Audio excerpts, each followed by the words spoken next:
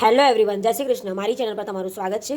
આજે આપણે ચીઝ પનીરના સમોસા બનાવવાના છે. તો તેના માટે આપણે અહીંયા રોટલીની પટ્ટી લીધી છે. પછી અહીંયા આપણે 200 ગ્રામ અમૂલનું પનીર લીધું છે. અહીંયા આપણે 100 ગ્રામ ચીઝ લીધું છે. અહીંયા આપણે 100 ગ્રામ આ જે ગાજર છે, લાલ ગાજર, તે આપણે કીસીને રાખેલી છે, છીનીને રાખેલી છે.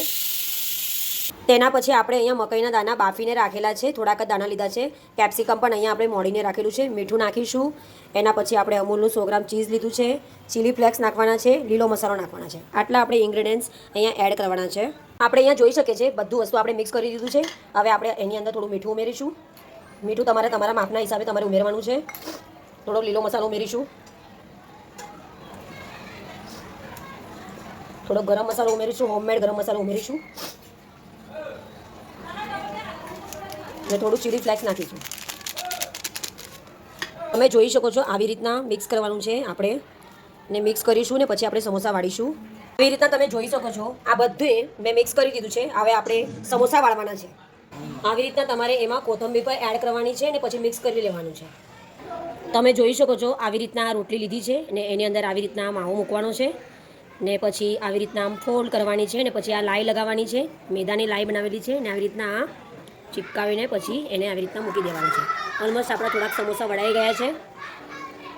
પાછા તમે જોઈ શકો છો.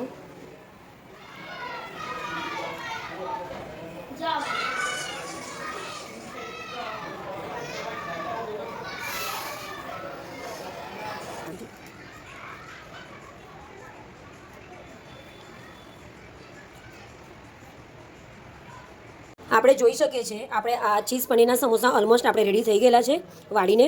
હવે આપણે એને તળવા માટે મૂકવાના છે.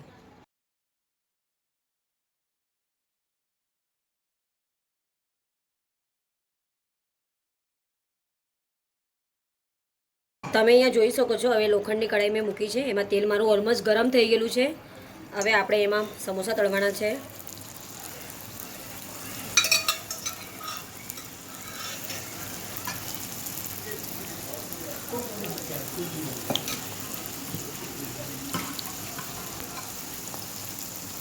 આવી રીતના મેં ઓલમોસ્ટ બધા સમોસા મૂકી દીધા છે કઢાઈમાં. હવે આપણે એને ધીરીને વધારે ફ્લેમ કરીને તળવાના છે. જોઈ શકીએ છીએ ઓલમોસ્ટ આપણા સમોસા આ તળીને રેડી થઈ ગયેલા છે. હવે આપણે આ ગરમા ગરમ સમોસા ખાવાના છે. આપણે અહીંયા જોઈ શકીએ છીએ આપણા આ પનીર ને ચીઝના સમોસા રેડી થઈ ગયેલા છે ઓલમોસ્ટ. તમે આ પનીર ચીઝના સમોસા સોસની સાથે, પછી તમે ગ્રીન ચટણીની સાથે ને લીંબુની સાથે પણ તમે ખાઈ શકો છો.